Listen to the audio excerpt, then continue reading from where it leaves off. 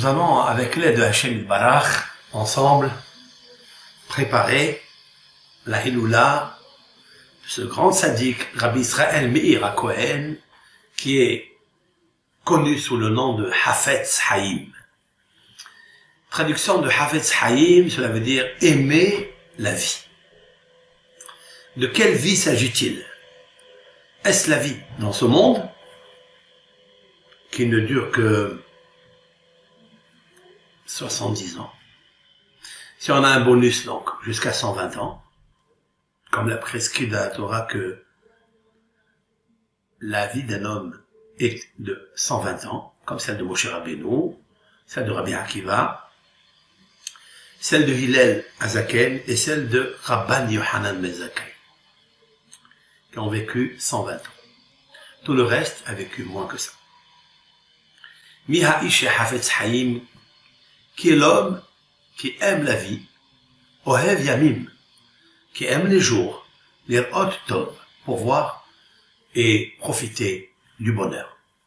C'est une parole qui est dite par David Hameler, alav shalom, dans le psaume 34.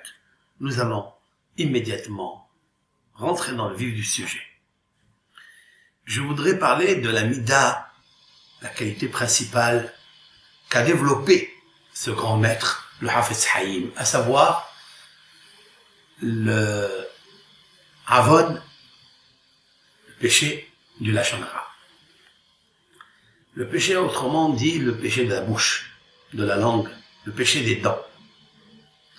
Le Hafetz Haïm s'est attelé toute sa vie à cette mitzvah de la Torah qui inclut en elle plusieurs lois positives et plusieurs lois négatives.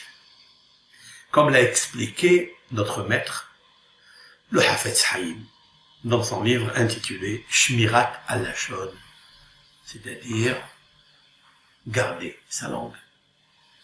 Nous allons d'abord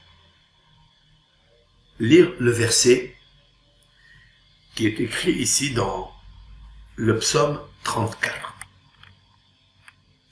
David Hamelech a dit, au milieu du texte, il a dit comme ça, dans le verset 4. Gadelu l'Adonai iti. Grandissez le nom de Dieu avec moi. Unraomema shemo yahdav. On va élever son nom ensemble. Darashti et Adonai ve'anani. J'ai fait une requête à Hachem, il m'a exaucé. Mikol migorotai itzilani. Et il m'a sauvé de toutes les perturbations. Et bito elav venaharu, les tzadikim, ils regardent Hachem, et ils sont, venaharu, ça veut dire, ils sont devenus rayonnants. Ça peut venir du mot nahar. Nahar, ça veut dire le fleuve. Mais nahar, c'est aussi la journée. C'est-à-dire, ils ont vu le jour.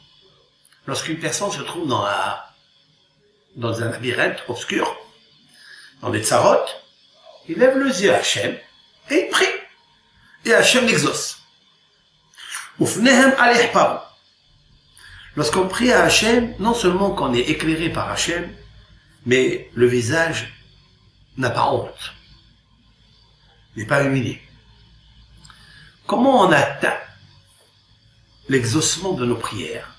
David Hamelech nous dit dans le verset 7. Ze ani kara. Voici ce pauvre, c'est-à-dire la notion de pauvre. Il a appelé Vachem Shamea, et Hachem il écoute.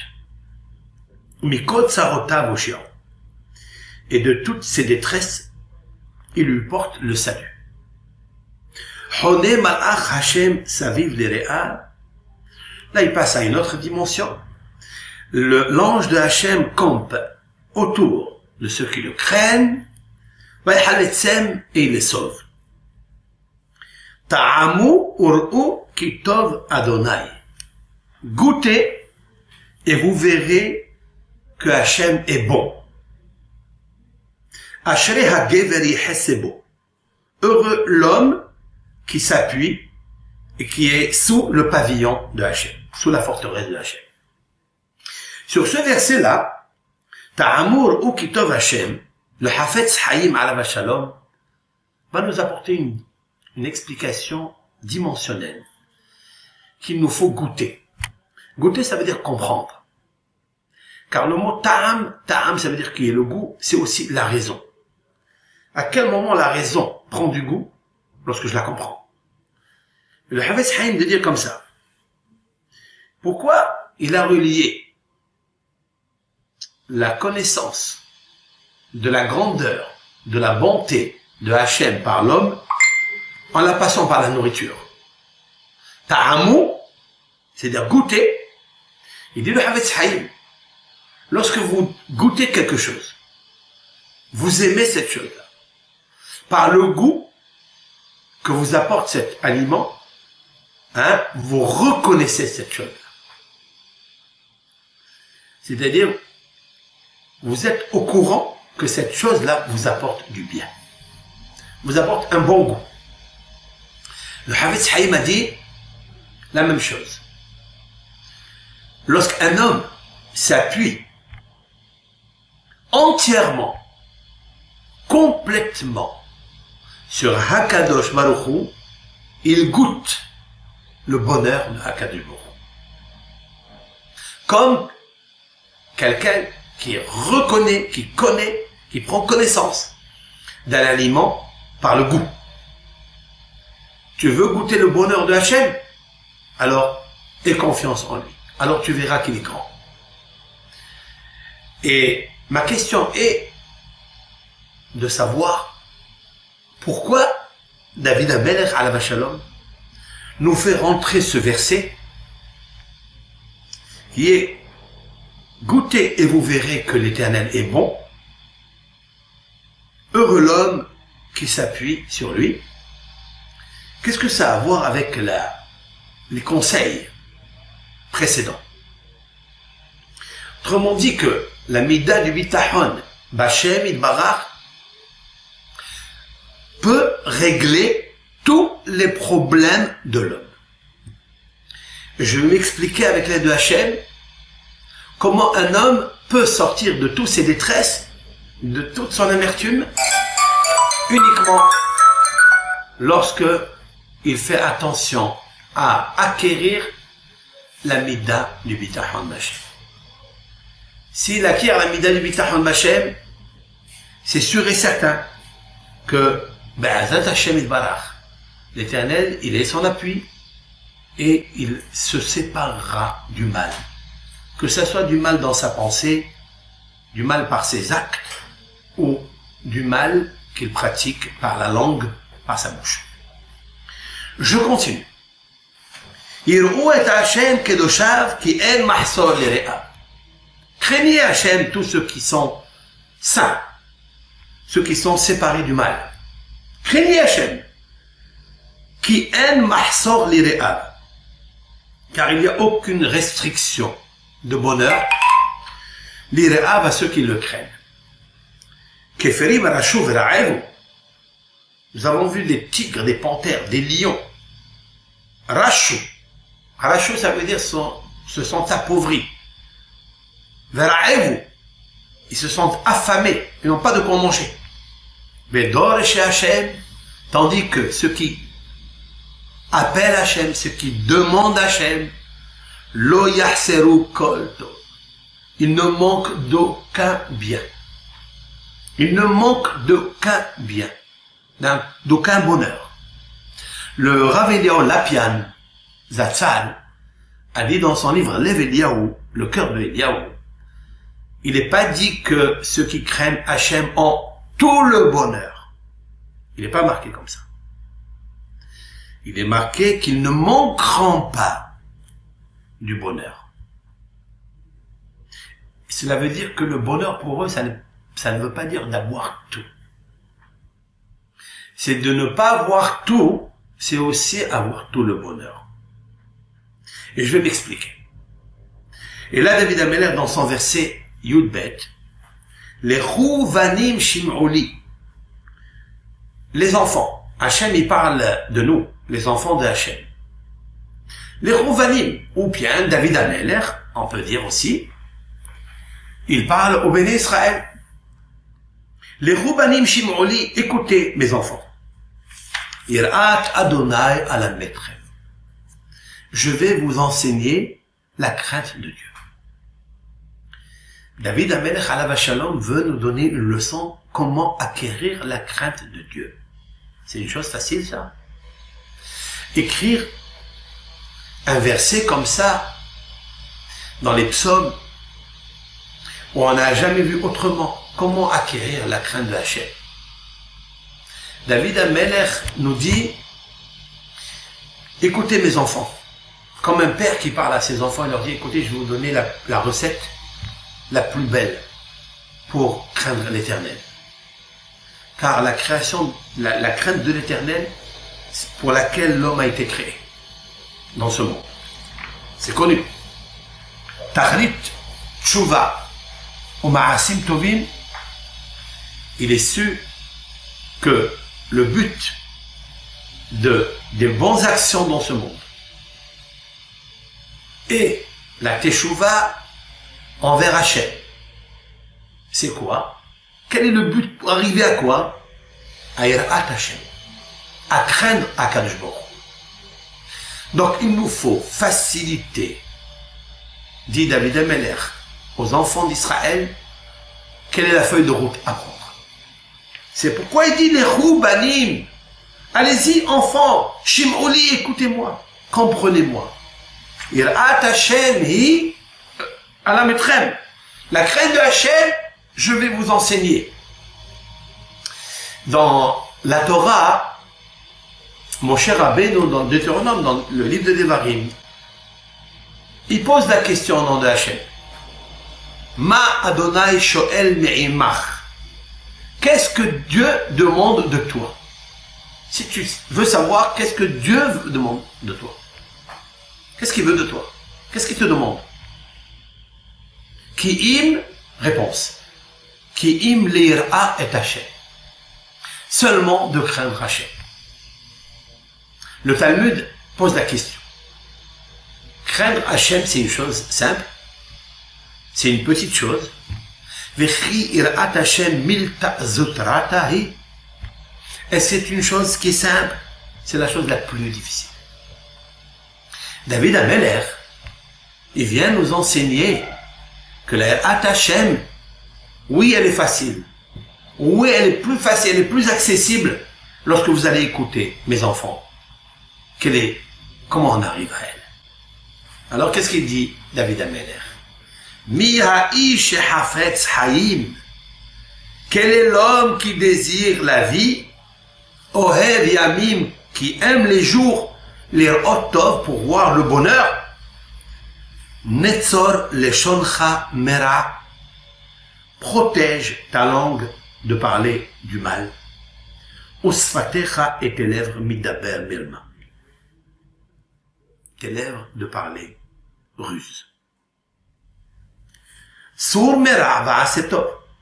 Fuis le mal et fais le bien. Bakesh shalom verotfeu. Cherche la paix, poursuis la paix et cherche la paix. Il faut courir pour faire la paix. Il faut essayer de faire des shalom baïd, faire des shalom dans la communauté. Aimer, chercher la paix soi-même et avoir la paix en soi-même. Mais la question est de savoir si je veux avoir la paix en moi-même. À plus forte raison, je ne peux pas si je l'ai pas. Cette paix en moi-même, la sérénité, la tranquillité, à plus forte raison que je ne peux pas courir pour la faire aux autres. Pour acquérir la paix en moi, il me faut Hachem. Il me faut la crainte de Hachem. Pour acquérir la crainte de Hachem, il me faut le bitachon b'Hachem. Lorsque j'ai le bitachon b'Hachem, parce que j'ai goûté que Hachem il est bon, alors je sais qu'il apporte le bonheur quand je lui demande. C'est ce qu'il a dit plus haut. Darashi et Adonai ve'anani. J'ai demandé à Hachem la miséricorde et il m'a exaucé. Il m'a sauvé de tous mes problèmes. Comment on arrive? Avec Hafetz Haïm dit, Netzor leshoncha mera, protège ta langue du mal, Usfatecha midaber mirma, et tes lèvres de parler de ruse. Sur mera, fuis le mal, ma'asetov. Il y a une grosse question qui se pose dans ce texte. Tout d'abord, qu'est-ce que ça veut dire Mi'aish et Hafetz Haïm? Quel est l'homme qui désire la vie? On parle ici d'une vie où? Ici-bas ou dans notre monde? Est-ce qu'on peut appeler une autre question? Est-ce que la vie dans ce monde est une vie? Ça, c'est la première question. La deuxième question, David HaMelech a priori se répète. Ohev Yamim, celui qui aime les jours. Mais aimer les jours, cela veut dire désirer la vie, puisque les jours font partie de la vie. Qu'est-ce que la vie? Et qu'est-ce que le temps de la journée? Qu'est-ce que ça veut dire aimer la journée? Lire Tov, pour voir le bien. Nos sages. Dans ce passouk, il nous faut comprendre la profondeur de ce verset. De quoi s'agit-il? Le Hafetz Haïm, alav shalom, ce grand sadique, dont on va allumer une bougie à sa mémoire, le 24 Elul. Le 24 Elul décède ce maître qui a écrit plusieurs ouvrages, qui a écrit son classique, le Mishnah Brura. Le Hafetz Haïm n'aurait pas eu le mérite d'écrire 6 volumes pour expliquer, commenter, selon la halakha, le Shulchan Aruch de Rabbi Yosef Karo et du Rama, Rabbi Moshe Serlis. Il n'aurait pas eu le mérite de le faire s'il n'avait pas protégé sa langue et sa bouche. Pourquoi? Parce que le Hafetz Haïm a eu ce mérite que dans toutes les maisons d'Israël, dans toutes les librairies dans le monde, dans toutes les salles d'études, dans les Beth Midrash, confondus, que ça soit Sfarad Ashkenaz, des courants hassidiques de toutes les sortes, il n'y a aucun Beth Midrash qui a économisé la lumière des 6 volumes du Mishnah Brura de notre maître, Arav Tzadik Ve'akadosh, Rabbi Israël Meir HaKohen, j'ai nommé le Hafetz Haïm. Hafetz Haïm a eu ce zrout qu'il a répondu dans le monde entier, ses livres, c'est sûr et certain, parce qu'il a aimé le Haïm. Il a tracé dans sa vie la vie. Pas seulement dans sa vie terrestre, mais si aujourd'hui on parle de lui, cela veut dire que Hafetz Haïm est vivant. Comme l'indique le mot Haïm, il est vivant. Et en fait, je voulais dédier ce verset pour lui en l'expliquant comme ça. Que David HaMelech alav shalom, il a dit quelque chose dans un autre texte. Dans les psaumes, je cite, Agura be'aholecha olamim. J'habiterai be'aholecha au pluriel, dans tes tentes, olamim, à jamais. Il y a une grosse question qui se pose. Dans le traité Zvahim, page 76b, le Talmud demande, Virchi Adam Yachol Lagur Bishne Olamim. Est-ce qu'un homme peut habiter en même temps dans les 2 mondes, dans un monde terrestre et dans le monde de l'au-delà, dans le Gan Eden? David HaMelech, je répète, a dit, Agoura, j'habiterai. Be'aolecha, dans tes tentes. Olamim, à jamais. On sait très bien que David Amelech a dit dans un autre psaume, Yemé, Sheno, Tener, Mahem, Shiveim, Shana. Les jours dans ce monde ne sont que 70 ans. Ve'im bigvurot, et si Hachem lui donne un bonus, Shemonim Shana, 80 ans. 70, ça c'est le quota qu'on donne à chacun. 80, c'est une mérite. Alors comment David Amelech il peut dire j'habiterai dans tes tentes? C'est quoi les tentes? Le Beth Midrash. Le Beth Midrash, c'est la tente de Hachem.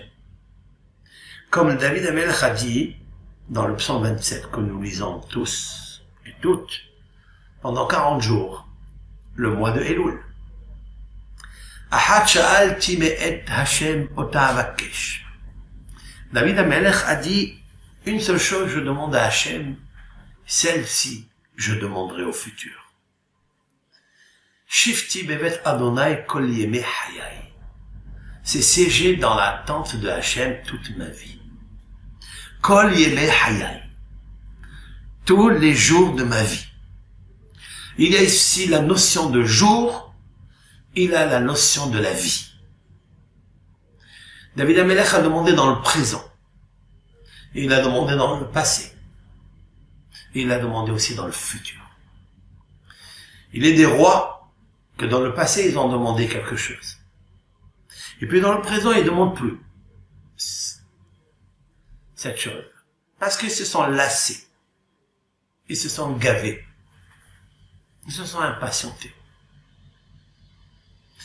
David Amelech, ce qu'il a demandé au passé, Ahat sha'alti, sha'alti, c'est-à-dire j'ai demandé toujours à Hachem. Ota, cette même chose, je change pas. Je veux cette chose-là. Ma volonté que j'ai demandée dans le passé, c'est la même volonté que je demande. Quoi?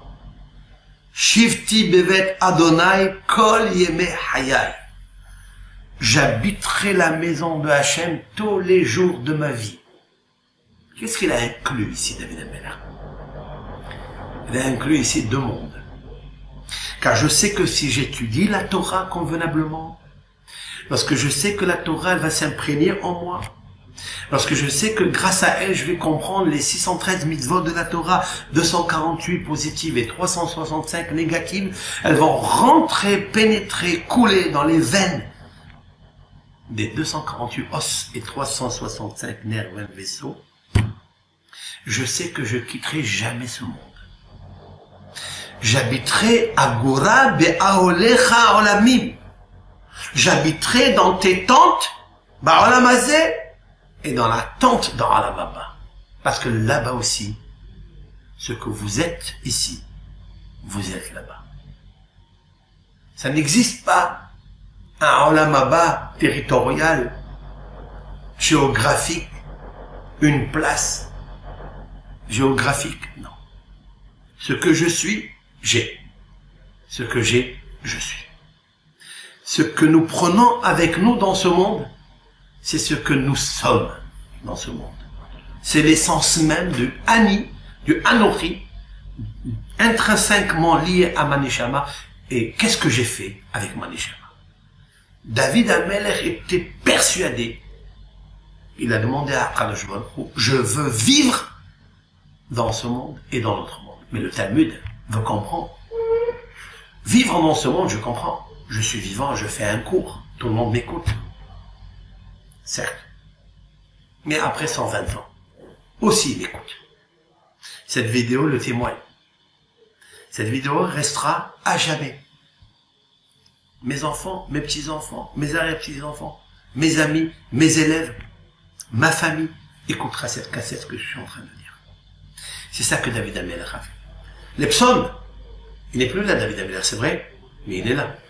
Lorsque tu t'adresses à Akadosh Baruch Hu pour demander le pardon, tu es obligé de te relier à la feuille de route du Tehillim que David Amelech nous a posé. Et alors? Mais en quoi lui il est vivant? Je cite son nom, Mais en quoi il est vivant? Le Talmud répond. Agmara répond oui. Il peut habiter dans les deux mondes. Mais la question est en même temps. Agura becha, je répète, j'habiterai dans tes tentes, olamim, à jamais. Je peux vivre dans la tente, dans sa olamazé, certes, mais quand il n'est plus là, le corps se décompose. Alors comment est-ce possible de rester encore vivant, de sembler ou d'apparaître comme s'il était vivant? Dit David Ameller, fais en sorte que chaque parole que je dis, chaque halakha que je dis, chaque midrash que je diffuse, fais en sorte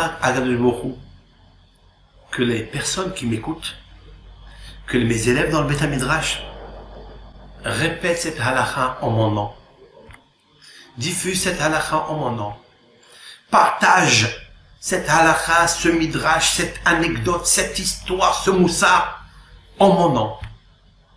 Et il me semble comme si j'étais vivant. Et nos sages d'expliquer un peu plus profond que Kol Zaken, tout sage. Un sage, on l'appelle Zaken. Zaken, normalement, est traduit par vieillard ou vieux. Mais Zaken, c'est l'acrostiche de Zekana Chochma. Zakan. Zekana. Celui-ci acquiert. Il acquiert la sagesse. D'ailleurs, le Talmud, dans le traité Berachot 55b, dit que si une personne rêve de roseau, ça arrive. On se trouve dans une prairie ou dans une campagne et on rêve des roseaux. Comment s'appelle le roseau en hébreu? Kadé. Le roseau s'appelle cané. Quelqu'un rêve d'un cané, du roseau. Quelle est la traduction de ce rêve? Quelle est l'interprétation de ce rêve? Rêver des roseaux oniriques, donc dans le rêve, est significatif de acquisition de la sagesse. C'est quelqu'un que Akadosh Baruch Hu va lui octroyer la facilité, l'accession à la sagesse. Pourquoi? Parce que cané, et ce sont quelques lettres qui figurent dans la graphie du mot Zaken, qui veut dire un sage. Zekané, celui-ci est un roseau. Celui-ci a acquis le roseau, la sagesse. Comme ça dit le Hachamim, de mémoire bénie. Et donc David Amelech dit, chaque fois que je parle, fais en sorte que Siftotav Dovevot Bakever, écoutez, ses lèvres remuent, chuchotent dans la tombe. Grosse question. Un homme a quitté ce monde. Si tu ouvres la tombe avec 50 ans, tu le vois détérioré, décomposé. Comment est-ce possible que nos sages déclarent une chose qui est a priori, à première vue, insensée, qui ne rentre pas dans la tête? Quelqu'un il peut parler dans la tombe, ses lèvres, il bouge, ouvre-le, à tout moment. On peut dire des télim au nom de David, des halachot au nom de David, et ses lèvres ne bougent pas devant toi. Réponse. Le nefesh, la neshama et le ruach sont trois dimensions qui sont intrinsèquement liées l'une avec l'autre. Je vais expliquer dans le deuxième cours, Be'ezrat Hashem, de cette Hiloula, du Havetz Haïm, pour essayer d'accéder à des réponses extraordinaires de notre Torah. Rebonjour. Pour ceux et celles qui ont suivi le premier cours sur la Hiloula du Havetz Haïm alav shalom, nous nous sommes arrêtés dans la réponse du Talmud. Oui, c'est possible de vivre les deux mondes en même temps. Cela veut dire, lorsque un tzaddik, comme David Ameller, va dire un Dvar Torah, va dicter une halakha à Am Israël, à ses élèves, cette halakha, lorsqu'elle se répétera durant la vie, après la disparition de David Ameller, David Ameller va continuer à parler et à chuchoter dans ses lèvres la halakha. Nous avons demandé la question, est-ce possible? Il faut être réaliste, cartésien. Ouvrons la tombe, si l'on peut, de David Ameller. Récitons à côté les milliers de halakha de David Ameller. Et immédiatement, on verra que les lèvres de David Ameller ne bougent pas. C'est quoi la réponse? La réponse est donnée dans le Maharsha. Rabbi Eliezer Idlish, un des plus grands commentateurs du Talmud, qui a vécu au XVIe siècle, début du XVIe siècle. Il a dit, en fait, les lèvres ne bougent pas. Mais la Neshama ne quitte jamais le corps. C'est un Zohar HaKadosh, en fait. Il y a une puce qui est dans les os du Niftar. Et même quand il disparaît complètement, après des années ensevelies dans la terre, comme David Amelech Alav Shalom, il reste toujours ce qu'on appelle Havla de Garmé. C'est-à-dire, Havla de Garmé, c'est-à-dire il y a une humidité intelligente qui reste attachée au sol, dans le sable. Cette humidité est reliée avec le nefesh, l'âme végétative. Cette âme végétative est reliée avec l'âme évolutive, le roi. Cette âme évolutive est reliée avec la neshama qui, elle, n'est pas à côté du corps. Elle est dans le olam ha'emet.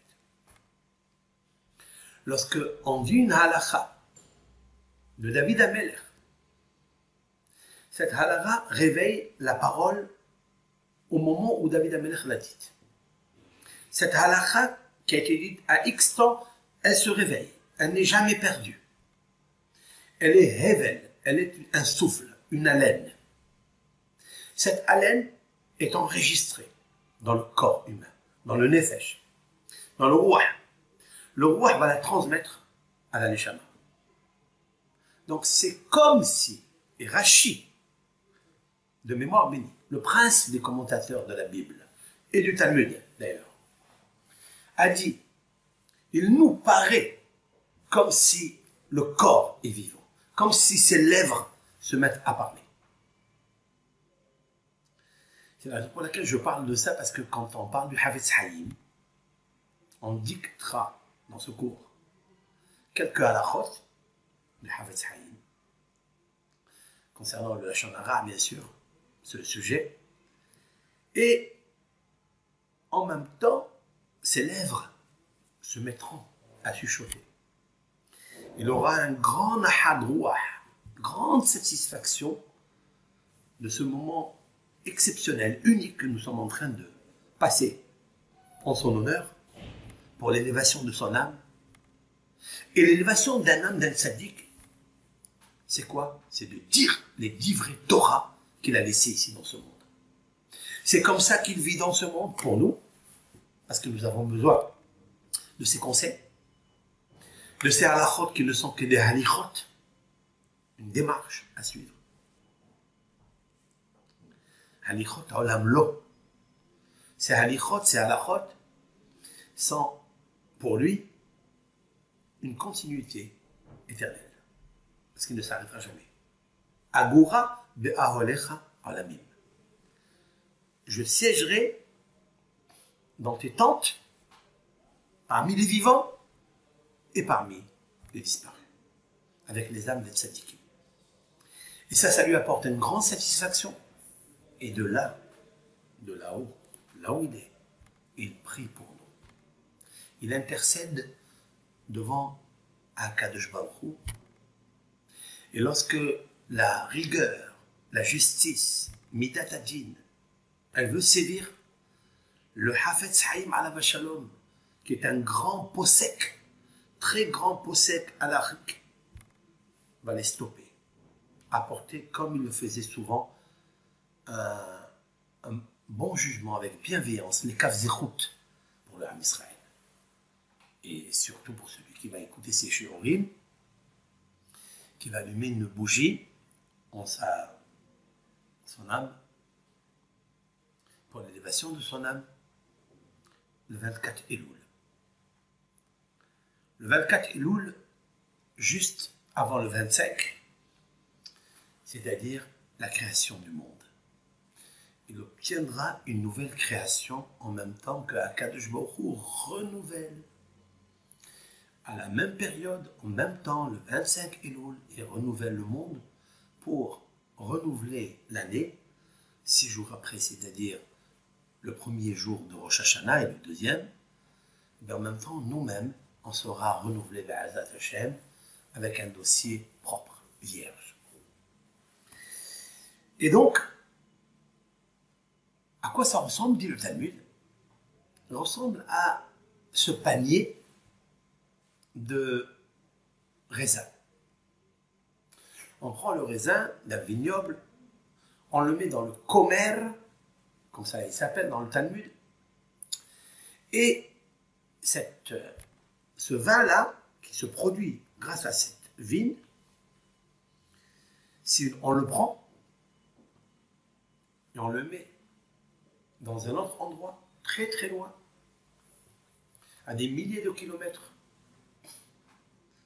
eh bien, on touchera une partie de ce vin ici, c'est-à-dire dans le vignoble où il a été créé, où il a été fabriqué, même si en espace, une distance longue, de dizaines de milliers de kilomètres, lorsqu'on touche le vin ici, dans la vigne, dans le vignoble, l'autre, qui est devenu vin, se met à être un divin. Il commence à bouger. Il commence à bouger, dit le Talmud. Et pourtant, ils sont très séparés. Comment ils peuvent être ensemble? Comment ils peuvent communiquer? Oui. Ils peuvent communiquer. En bougeant, en touchant le vin ici, l'autre qui est dans le fût, qui est dans le baril, qui est dans la bouteille, il s'est mis à bouger. Ça, vous ne le verrez pas. Mais les scientifiques l'ont accordé. Et ça, je l'ai vu dans le livre du Rav Hida, Alav Shalom, sur le commentaire sur Shir HaShirim, dans le Cantique des Cantiques. Il est un verset qui dit que Vehiker, ton gosier, Keyaïn Atov, comme le bon vin, Holer Ledodi les Mesharim, il va à mon bien-aimé tout droit. De quoi s'agit-il? Je répète, Shlomo HaMelech a écrit un verset qui est une leçon d'où on va apprendre comment agit la prière, comment agit la teshuva, comment agit la sincérité que Hachem nous demande d'avoir. Je répète le verset. Vehiker est ton gosier, Kiyaïn Atov, il est comme le bon vin. Holer Ledodi, il va, monte, transcende. Ledodi, mon bien-aimé. Les Mesharim, tout droit. De quoi s'agit-il? Pourquoi comparer le gosier, la gorge d'un homme, au bon vin? Quelle est la relation qu'il y a entre ces deux choses? La réponse du Rav Hida, au nom d'un livre qui s'appelle Siftei Kohen. Siftei Kohen, il a existé deux rabbins qui ont écrit un livre qui s'appelle Siftei Kohen. Le premier, c'est un qui a vécu au XVIe siècle, Rabbeinu Sabbetai à Kohen, qui était ashkénaze à Cracovie, qui a écrit son commentaire sur le Shulchan Aruch. Bien après, il y a eu un autre rabbin qui est né à Vilna, la ville du Gaon de Vilna, et qui a écrit un commentaire fabuleux sur la paracha, sur le commentaire du Shir HaShirim. Et il apporte la preuve. Si on pose la question, on peut se douter, en posant la question, comment est-ce possible de faire une prière ici-bas, dans un monde qui est le plus bas, et qu'elle soit écoutée à des milliards de lumières, à des milliards de kilomètres-lumière au 30 divin. Comment une teshuva, elle peut monter jusqu'au 30 divin? C'est possible ça? Voici que la Torah, elle a dit que la Torah n'est pas dans le ciel. La mitzvah de la teshuva n'est pas dans le ciel.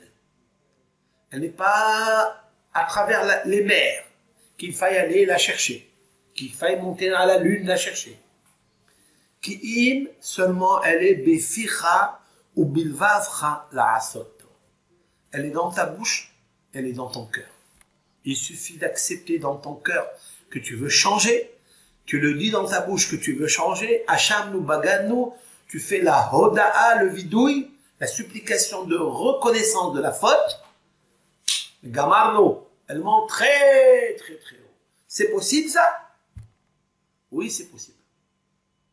Ta tefila, c'est possible qu'elle monte à Hachem? Oui, c'est possible. Comment? Regarde le bon vin. Le bon vin, dans un vignoble, on a fait pousser du vin, de la vigne. On a pris les grappes de raisin. On les a écrasées avec les pieds. On a fait du vin dans le pressoir. On a mis dans le fût, dans des jarres, dans des bouteilles. Okay. Le vin, lorsqu'il atteint 3 ans, parce que pour être un bon vin, ce n'est pas les vins que nous avons aujourd'hui, ils ont 6 mois ou ils ont 1 an. Les bons vins sont des vins qui restent dans les caves, dans les fûts, dans des endroits bien disposés, bien préparés, pour ne pas qu'ils s'abîment. Il faille qu'ils vivent 3 ans sans les toucher. Une fois qu'il a atteint l'âge de 3 ans, ça commence à devenir Yahin Tov, un bon vin. Vous savez que 3 ans, elle est répétée dans la Torah, la force de la Hazaka, c'est-à-dire la présomption. 3 années de Hazaka. Pour acquérir quelque chose, il fallait avoir 3 ans d'habitation, etc. Un bon vin, c'est 3 ans de le laisser bien mûrir. Ça, c'est vrai. Maintenant, le Rav, il dit comme ça. Si la 4e année, on vient dans ce même vignoble et on va écraser le même raisin à la période du pressoir.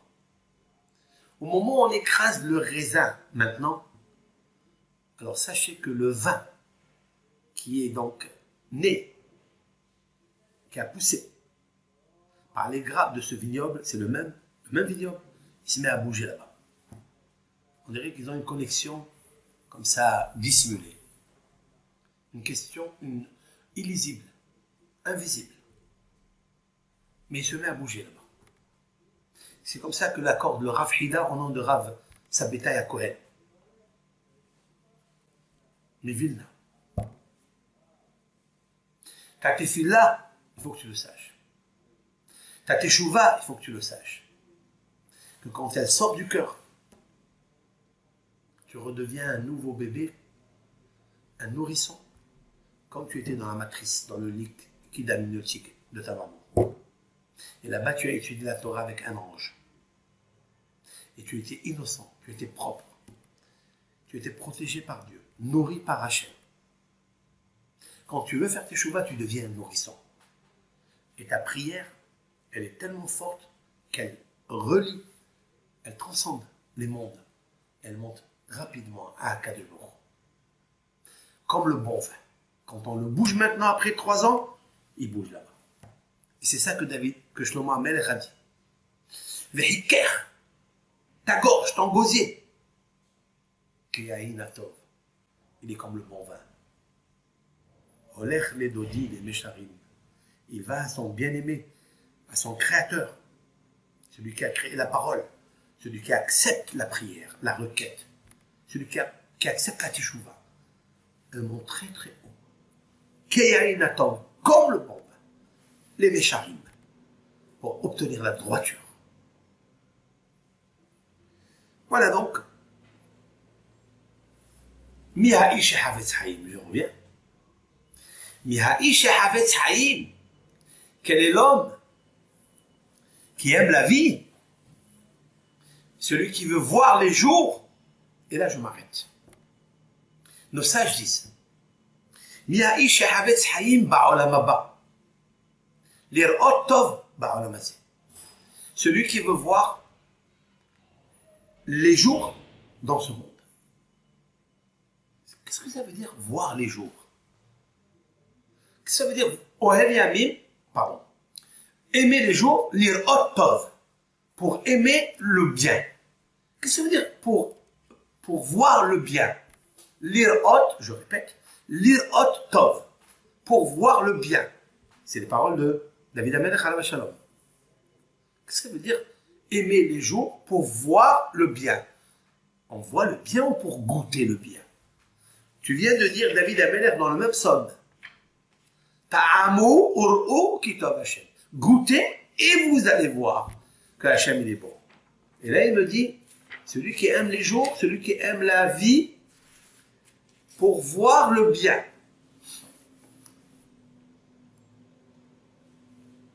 Le Havetz Haïm, alav shalom, a donné un commentaire sur ce passage-là. Il a dit comme ça. Je vais vous le dire dans son langage. Il a dit, Aitsa nifla'a, écoutez bien, un très grand conseil, un très beau conseil pour l'homme, pour aider l'homme, aider chacun parmi nous.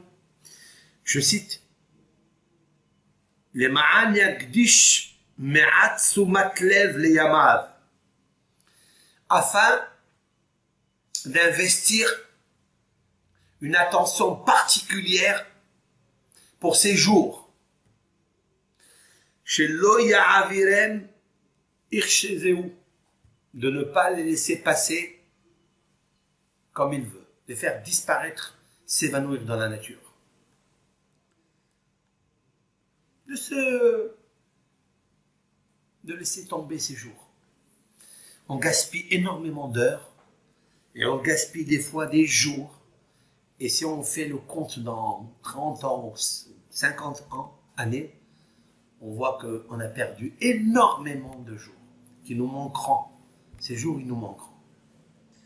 Il dit le Rav, כשידע האדם שעתיד הוא להיפגש פעם עם ימיו שהעביר בעולם הזה. Je traduis. Lorsqu'un homme prend connaissance réelle, authentique, véridique, qu'un jour, il devra rencontrer les jours qu'il a passés dans ce monde. C'est une nouveauté. Un jour, on va rencontrer les jours. Ils vont défiler devant nous tous les jours de notre vie. Tu es né tel jour, tu as quitté ce monde tel jour. Tous les jours sont enregistrés. Et un jour, tu vas les voir. Ils vont te réclamer des choses. Tu ne pourras même pas répondre. Comment faire pour voir des bons jours? Il faut les remplir. C'est ça, Ohev Yamim, l'ir'ot Tov. Celui qui aime les jours, pour voir les jours. Un jour, dans Olam Haba, quand ils vont défiler devant tes yeux, que tu dises, c'est des bons jours que j'ai fait. C'est des bons jours où j'ai investi pour le bien-être de ma neshama. Lorsque j'ai fait du bien à autrui.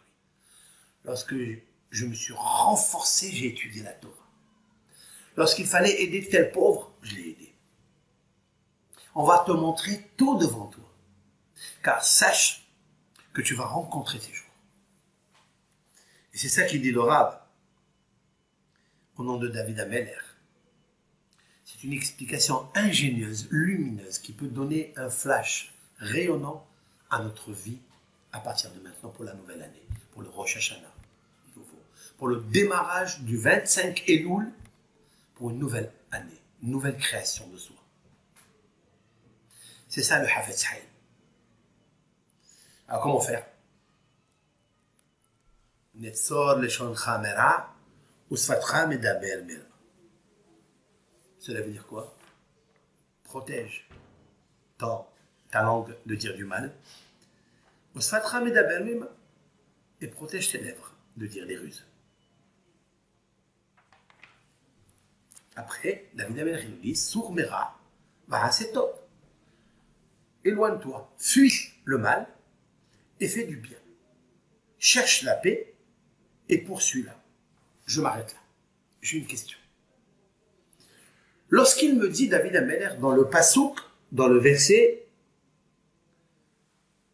15, Sour Mera Va'asetov. Éloigne-toi, fuis le mal et fais du bien. Je comprends, quand il dit fuis le mal, cela veut dire toutes les avérotes que la Torah nous interdit de faire, de pratiquer. La Torah, ici, David Amelech, il a inclus tout le mal. Pourquoi alors spécifier au Pasuk Dalet, les Netzor, garde, Leshon Chamera, ta langue de parler du mal. Mais de ne pas parler du mal, c'est aussi fuir le mal.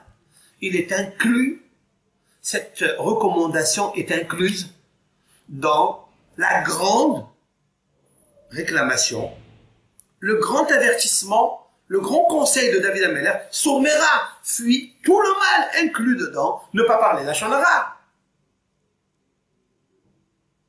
Pourquoi David Amelech l'a spécifié en aparté, à part, comme s'il était unique? Plus encore, rappelons-nous que David Amelech, il veut nous apprendre la Hachamaï, la crainte du ciel, la crainte de Dieu. Il nous dit, Lechu banim shim'ouli, venez mes enfants, allez au Beth Midrash, Lechu. C'est quoi Lechu? Partez. Pourquoi pas venez? Allez où? Allez au Beth Midrash. Allez écouter des cours de Torah. Et David Amelech, il dit, vous allez écouter beaucoup de cours de Torah. Mais moi, Irat Hashem à la maîtresse. Je vais vous enseigner, il dit David Amelech, à la Vachalom, je vais vous enseigner la crainte. Comment on arrive à la crainte de Hashem? Ça n'est pas une chose facile. Qu'est-ce qu'il nous dit David Amelech? Protège ta langue de parler du mal. Et il l'a fait exclusivement. Celui-ci, il est primordial, il est urgent. Il n'est pas inclus avec les autres. Parce que si tu fais attention à ça, à la bouche, à la langue, tu feras attention à tous les autres mots M-A-U-X de la terre. Et alors Dieu te protégera dans ce monde et il te réconfortera dans l'autre monde. Mia ish hafetz hayim. Ça, c'est la première question. La deuxième question que je me pose, on a vu dans le traité talmudique, on assiste à quelque chose d'impensable. Rabbi Alexandrie, c'est dans le traité Avodah Zarah, page Tetzaïn, c'est-à-dire 16b. La Gemara raconte quelque chose de très étonnant. Rabbi Alexandrie, voilà, il y a des rabbins qui s'appellent Alexandrie. Parce qu'Alexandre Ier était un grand monsieur. Il a connu un très grand Rav Shimon HaTzadik, qui était Kohen Gadol. Alexandre a dit que toutes les guerres qu'il gagnait, c'était grâce à cet homme-là, qui habitait Jérusalem, qui était le grand prêtre dans le Beth Amikdash, Shimon HaTzadik. Un jour, lorsqu'il arrive en Israël, avec son armée, et Shimon HaTzadik vient à sa rencontre, Alexandre Mogdon s'est prosterné devant lui, devant Shimon HaTzadik, étonné.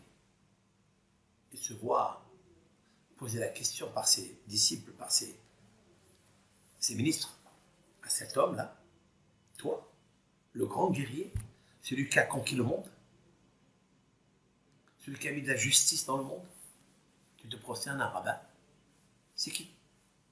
Un homme maigrichon, avec une barbe, avec une kippa. Celui-ci.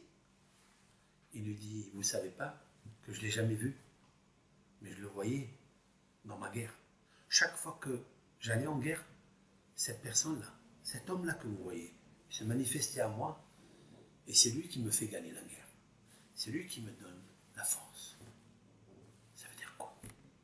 Ça veut dire que Shimon HaTzadik, en étant le Kohen Gadol, le jour de Kippour, lorsqu'il s'unit avec Akadosh Baruch Hu, ce jour, ce grand jour, lorsqu'il pratique tout le sacerdoce, ce jour du Yom Kippour, comme on va le voir dans Moussaf, dans la prière du Moussaf à Kippour. Mais il prie pour sa maison, sa femme, ses enfants. Il prie pour tout le peuple d'Israël. Mais il prie aussi pour les rois du monde, pour ne pas faire du mal à Israël. Et quand Shimon HaTzadik priait, il n'a pas pensé spécialement à Alexandre Ier, Mogdon. Il a pensé à Hachem qu'il met dans le cœur de celui qui doit aider l'âme Israël. C'est tout. Et on n'a pas appris que, dans le Talmud, on n'a pas appris que la prière du Kohen Gadol, le Kohen Gadol par un télétransport visage, il va se manifester à Alexandre Ier, d'où on le sait. C'est le Talmud qui raconte, et c'est dans l'histoire du monde, que Alexandre Ier dira à ses ministres, c'est cet homme qui apparaissait à moi dans mes guerres. C'est lui qui m'a fait gagner les guerres. C'est incroyable. Cela veut dire que vous pouvez lire des Télim dans votre maison, en cachette, là où vous êtes. Vous allumez une bougie pour un tzaddik et vous priez pour le Ham Israël, sans penser à qui, à quoi. Et Akadosh Baruch Hu fait montrer votre visage dans un monde qui ne vous appartient pas. Dans les frontières, vous arrête, vous empêche de connaître. Mais votre visage, personne ne peut l'arrêter. Parce que le visage, c'est la Neshama. Parce que le visage, c'est le Tselem Elohim. Et le Tselem Elohim, il va aller très très loin. Oui. C'est ça les rêves. Les rêves, c'est qu'il y a des visions, il y a des visages qui apparaissent. Tu n'as même pas commandé cela. Et ils arrivent et ils te disent des choses. C'est réel. Lorsque vous n'avez pas pensé. Akadosh Baruch Hu vous les fait montrer. C'est ça la Emouna. Et c'est la réponse à la question qui dit est-ce que Dieu parle aujourd'hui avec les créatures? Mais bien sûr que oui, qu'il parle.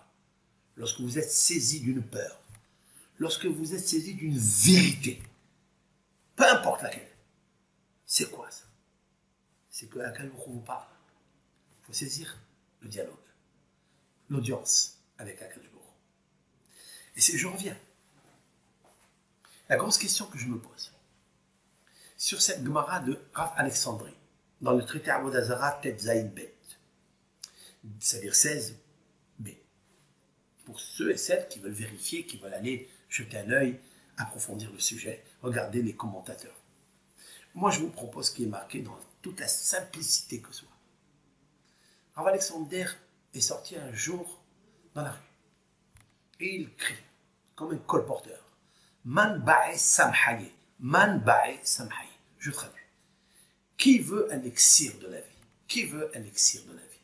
Quelqu'un qui veut un médicament de la vie. Sam c'est Sam même, c'est-à-dire un elixir, un médicament pour la vie.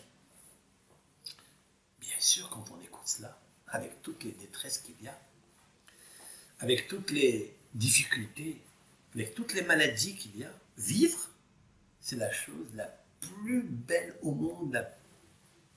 Rien ne vaut la vie.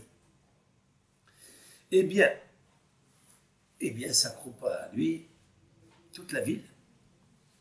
Qu'est-ce qu'il dit? Il leur sort le livre de Télim, le psaume 34. Et il leur dit le verset Miahi Shehavetz Hayim, quel est l'homme qui aime la vie, qui désire la vie? Celui qui veut voir les jours, celui qui veut voir le bonheur. Netzor leshoncha mera sfatcha medaber mera. Protège ta langue de parler du mal. Tiens. Sur cette Gemara pose notre maître le Havetz Haïm une question. Il dit est-ce que les gens qui habitaient la ville d'Eretz Israël, qui connaissaient ce maître Rav Alexandrie, ne connaissent pas les Télim? Ça, c'est un psaume qu'on lit tous les Shabbats. Tous les Shabbats avant Baruch She'amar, nous lisons ce psaume. Miaï Shehavetz Haïm. Il commence par לדוד בשנותו יטעמו לפני המלך, ויגרשו ואילך, etc. גדלו לשם מציון, ורומם השם וחדיו. לכו בנים שמעו לי יראת השם מעולמתכם. מהאיש שחפץ חיים אוהב ימין לראותו. ניצול לשונך מרע. C'est un passage que tout le monde connaît. Même dans le Heder, dans le Gan, on peut leur apprendre ça. À 5 ans, on peut leur apprendre les Télim par cœur. Ils connaissent. Qu'est-ce que vient Rav Alexandrie révéler? Plus encore, j'ajouterai sur ce Havetz Haïm.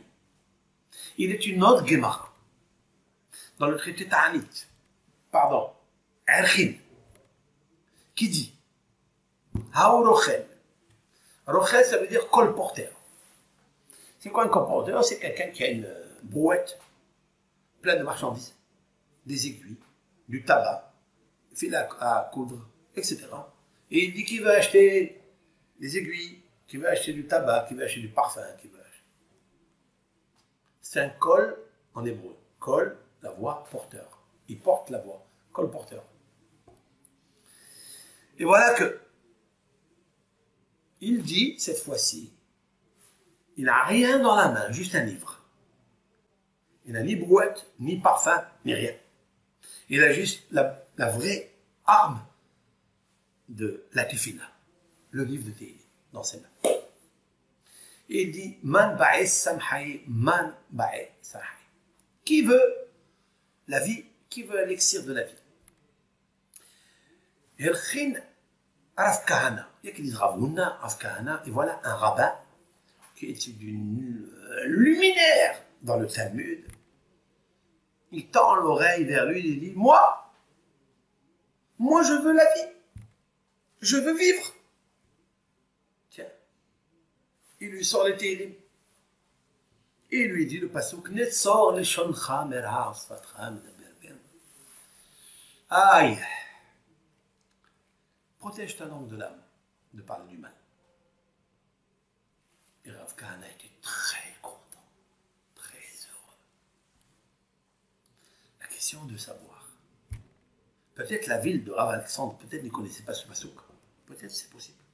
Mais Rav Kahana ou Rav Huna ne connaît pas. Lui qui connaît toute la Torah entière par cœur. Lui qui est censé de connaître toute la Bible par cœur. Un Mora se doit de connaître tous les Pesukim de la Torah, les 24 livres de la Bible par cœur. Qu'on ne puisse pas lui poser une question d'un verset pour être controversé. Il ne connaît pas ça.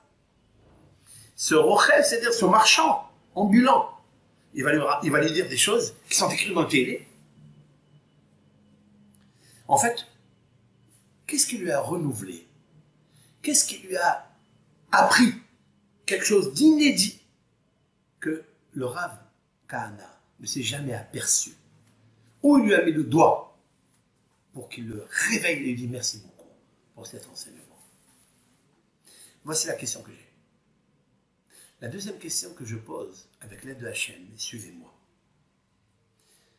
Shlomo HaMelech, le sage du monde, l'homme le plus sage au monde, qu'il y avait et qu'il n'y aura jamais.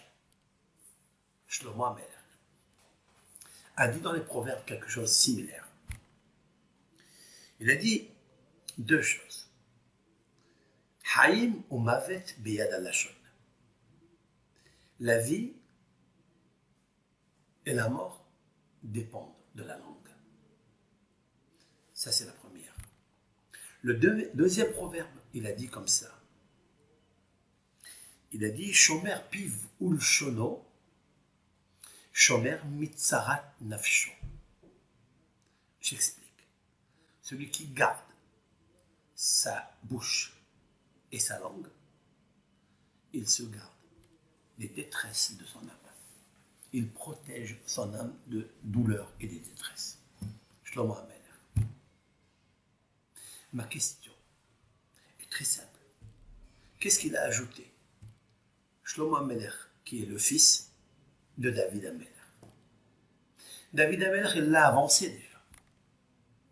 Vous savez très bien que tous les prophètes,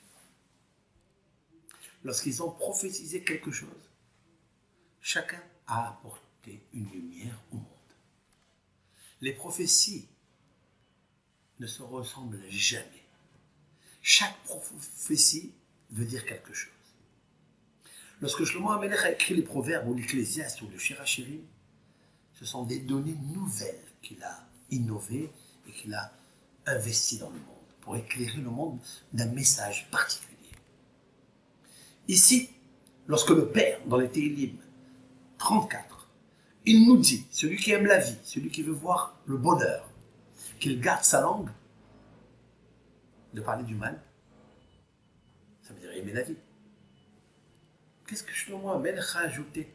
Shomer piv ulshono, celui qui garde sa langue, celui qui garde son lachon, sa bouche, son lachon, il se garde de détresse. Un il a dit les détresses, l'autre il a dit aimer la vie. C'est vrai. C'est vrai que David HaMelech il a dit celui qui aime les jours, celui qui aime Olam Haba, celui qui veut vivre longtemps dans le bonheur. C'est le positif.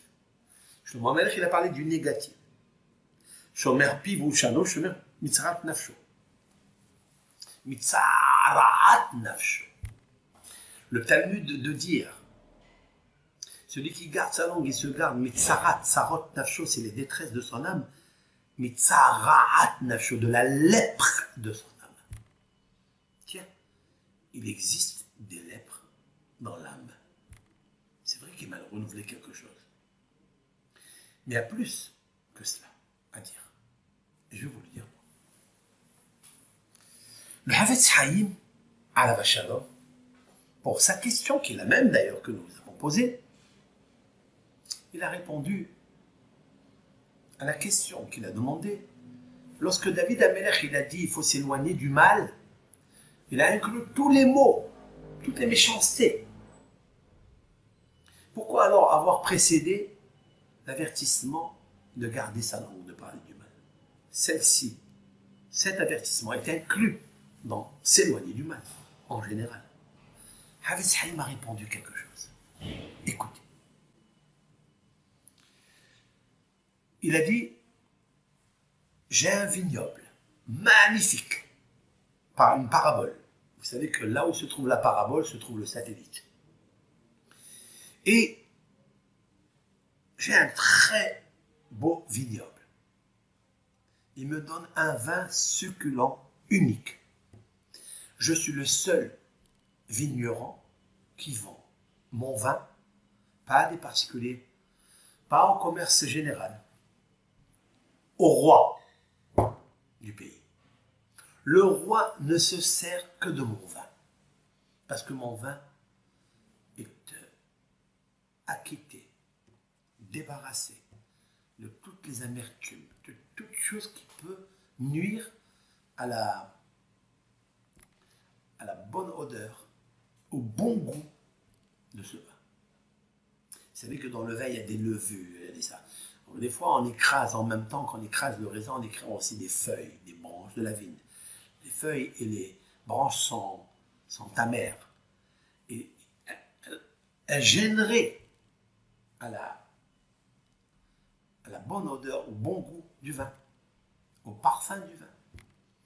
Mais ce vin-là, il est complètement vide, débarrassé de tous les parasites. Quel est le secret de ce vigneron? Vous savez c'est quoi? C'est les gardiens. Le gardien qu'il a mis aux portes de la vigne. Il a mis des gardiens pour ne pas que les souris, pour ne pas que les rats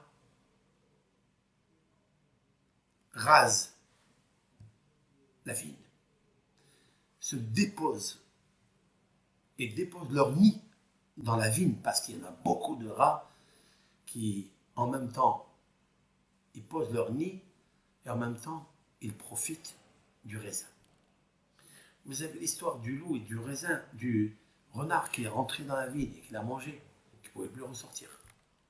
Ce sont les paraboles de Rabbi Meir Baal HaNes, il y en a 3000.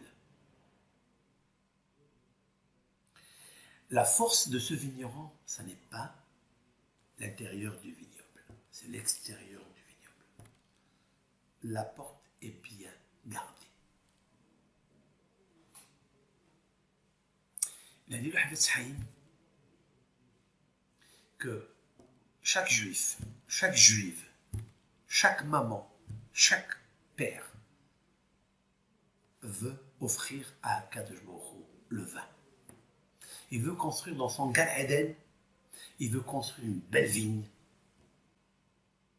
pour offrir à Kadosh Baruch Hu son vin, ses mitzvot, sa Torah. Mais pour cela, il faut faire très attention au gardien. Il faut poser un gardien de là où elle sort la Torah, là où il sort les mitzvot, là où sort le shalom, là où sort le tov, là où sort la tefila, de là où sort, c'est la bouche, c'est la langue, le gardien. Sinon, c'est un très beau vignoble, mais c'est un vignoble qui est placé dans les égouts. Et les égouts, ça sent très mauvais. Et le vin ne sera pas un bon vin, même s'il est des fois de qualité. Il a dit le Havetz Haïm ala Shalom, c'est ça la réponse. David Ameler a dit un mot clé pour Be'azrat Hashem, faire très attention à ne pas parler à Shonara. C'est quoi? C'est de prendre la décision de mettre un gardien à la bouche et à la langue. Quand tu as pris la décision, la Kabbalah, tu as pris une Kabbalah sur toi, c'est-à-dire, je m'efforce de laisser un gardien à ma bouche. Il y en a deux gardiens. Tu as la bouche, tu as les dents. Après, il y a la langue. Mais cette langue-là, elle est très mauvaise. Elle casse les dents, elle perce les lèvres et elle sort à l'extérieur. Pourquoi? Parce que tu ne lui as pas mis un gardien. Comme ça, il a dit le Havetz Haïm. Toute ta Torah, tous tes mitzvot, tu peux les anéantir en une fraction de seconde lorsque tu vas briser la parole par la mauvaise parole. Maintenant, revenons au texte. David Amelech, il a dit Miaïch Havetz Haïm, quel est l'homme qui aime la vie, c'est-à-dire Olam Haba. Ohev Yamim Lirot Tov, celui qui aime les jours pour voir le bien. Pour voir le bien. Tov, c'est la Torah. Tu veux voir ta Torah réussie? Qu'est-ce que c'est? Netzor Leshon Chamera. Écoutez bien. Netzor, ça veut dire garde. David Amelech n'a pas dit ne parle pas la Shonara. Il n'a pas dit. Il aurait pu dire Lote saper la Shonara. Il n'a pas dit Lote saper, ne parle pas la Shonara. Il a dit garde. C'est ça le secret de David Amelech que le Havetz Haïm a dévoilé ici. Garde. Ça dépend du gardien. La suite, c'est un commentaire. Ce n'est qu'un commentaire. Tu prends sur toi que tu mets un bon gardien, c'est fini. Tu ne parles plus de la Shonara. Tu vivras longtemps. Voici ce que le Havetz Haïm a répondu.